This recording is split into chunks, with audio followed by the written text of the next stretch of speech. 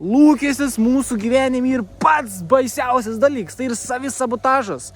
Einant į kažkon, ko tu žiaurę nori daryti, kažkon labo nori daryti, bet tavo ego smegeninė prigalvo, kad bus tep, arba kitep, kažkas įvyks blogiau, negu kas galėtų dabar iš tikrųjų įvykti, jeigu tu paimsi judėsi. Kam esmė? Kodėl mūsų ego mums melon? Mūsų ego daro darbą, kurio ant šiaip neturėtų atlikti. Mūsų smegenys, fizinis protas, mūsų ego, uns nežino, kaip dalyką įvyks.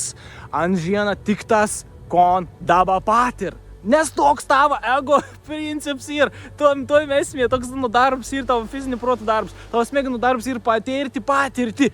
Nu ir jeigu labai reikia kažkom galbūt atsiminti, nors ir tai nėra vienintelė ir pagrindinė dalis, ko tavo smegenys atlikti. Tavo smegenys tiesiog atlikti patirtį.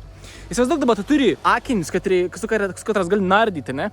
Ir nerisi tas akinės, ir tai akinė atlikti funkciją, kad tau leid matyti po vandenį. Bet dabar tu sakysi akiniam, davai man rodi kur eiti, kas įvyks nas, atep turi vykti, rodi kur eiti, aš einu ten, aš noriu ten, plaukam ten. Tau akinė pradės daryti darbą, kad nebuvo sukurti daryti, ir kas atsitiks, tie akinė sulūš, pradės skilinėti, tie pat ir tavo ego, ons nėra skirts, nebuvo sukurts, žinot, kaip dalykai įvyks. Tavo aukštesnysis aš yra ant kalno viršūnis, tavo aukštesnis sielas dalis yra ant kalno viršūnis, ir mata visus kelius, kad yra palankus ir nepalankus tau.